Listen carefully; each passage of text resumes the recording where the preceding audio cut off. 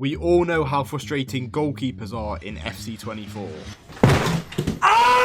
But there's a few things that pro players do to control their keeper and make them much better. So let's show you how to use your goalkeeper like a pro on FC24. First of all, the most basic way of moving your keeper is by pressing or holding triangle. This will make your keeper run towards the ball no matter where it is on the pitch. The longer you hold it down for, the further they will run towards the ball. This is completely automatic and you have no control over the goalkeeper. There is a way to manually control your goalkeeper, which we'll come on to shortly. But firstly, there's a few ways you can use triangle goalkeeper movement to your advantage. Most notably when your opponent is through on goal and running towards the keeper. If you hold down triangle, your goalkeeper will charge out towards the striker. If you can get close enough to them quickly, then you can smother the ball and block the shot.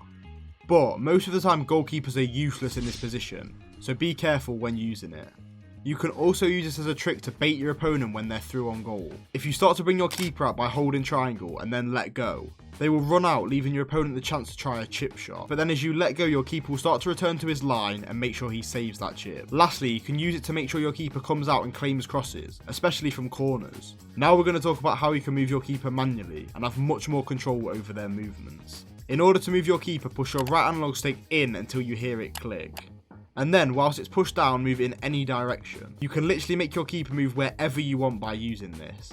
It's best to use when you want to make small movements, like steps in any direction. So there's a few ways pro players use this to make their keepers so much better. First of all, from corners. Earlier we said you can hold triangle to come and catch a cross from a corner. But you can actually move your keeper before your opponent even takes that corner. There's a really effective corner tactic with a whip cross to the edge of the 6-yard box. And from here, if your opponent has someone like Van Dijk, then they'll score pretty much every time. So the best way to counter this is by preempting and moving your keeper early. To do this, push in your right analog stick and move your keeper towards the edge of the 6-yard box. Now, if your opponent tries that cross, your keeper will already be there ready to catch the ball. This works exactly the same if you think they're going across towards the back post. But instead, push your right analog stick in that direction to cover the cross. The most important part about this is that you always pay attention to that corner taker. If you move your keeper too far out, there is a way for your opponent to score direct. If they have a right or left footer on an outswinging corner, then don't worry too much. But if they have a left footer on the right side or a right footer on the left side, then be careful. In this case, always keep your keeper active. And if you think they're going to shoot, simply move your goalkeeper back towards the line to make sure you stop that shot. Obviously this works for corners, but this can also work for crosses when the ball is in play. If you see your opponent about to cross the ball, then click in your right analog stick and then move your keeper out towards the ball to come and claim it. This is one of the best ways to stop the dreaded German cross if you read it well. The main instance of when pro players use goalkeeper movements is in one-on-ones. It can give you such a big advantage and provide you the chance to save an almost 100% goal. Like we said earlier, you can hold triangle in a 1v1 situation, but using manual keeper movement will be so much more effective. Most of it comes down to simply anticipating what your opponent will do and moving your keeper to counter that.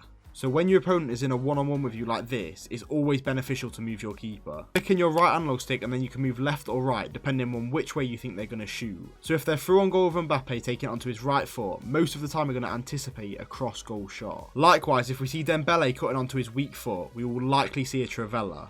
The best bit of advice we could give you here is to delay the movement as much as possible. So many times we see people move the keeper too early, and it's so easy for your opponent to take a second and shoot into the empty net. We always try to wait and see the opponent starting to power up a shot, and then take an educated guess on the shot and move your keeper to save it. There's a few specific positions in game which is more important to use it. First of all, if your opponent is one-on-one from a wide angle like this, 9 times out of 10 they're going to shoot a cross goal. This is where you can push that right analog stick in and move your keeper across to mark that a cross shot goal. Whilst also moving side to side, it's also really important to move your keeper backwards. For this method, follow the same steps as before but push your keeper back onto his own line. This gives your keeper more time to react to the shot and then dive either way. So that's how you move the goalkeeper in 1v1 scenarios. But you can also use this to help you save shots from distance, like the OP Trivela and Finesse shots. We concede so many goals to these type of shots and most of the time your keeper is nowhere near them. So, if your opponent's outside the box in one of these positions and you think they're going to shoot, push in your right analog stick and position your keeper closer to the far post. With these shots they will only work across goal, so always cover that angle. Then if your opponent does take a Finesse or Trivela shot, your goalkeeper will already be there ready to make the save. Even if they green time the shot, you should still be able to save it.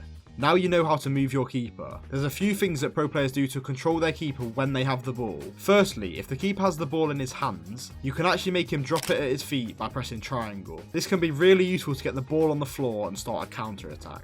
Secondly, you can actually make the goalkeeper pick up the ball by pressing R1. Most of the time your AI will pick the ball up for you, but if you're outside the box then you can walk back in and press R1 to pick it up. Now you've got the ball in the keeper's hands, you can even control your players by making them run forwards or calling them towards you. Just aim at the player you want to run and press L1 to make them run up the pitch, or press R1 to make them come towards you. This can be so useful when your opponent is pressing your defenders and you want to play out from the back.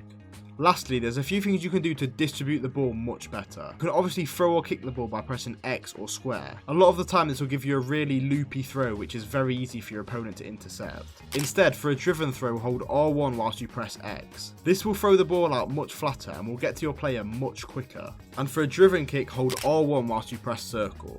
This will give you a flat kick which will arrow towards your player. This is best to use when you need to get the ball out to your winger much quicker to start a counter attack. The only thing to be wary with these is the trajectory of the throw or the kick. If there's a player in front of you then it could hit them, so make sure you have enough space to perform these.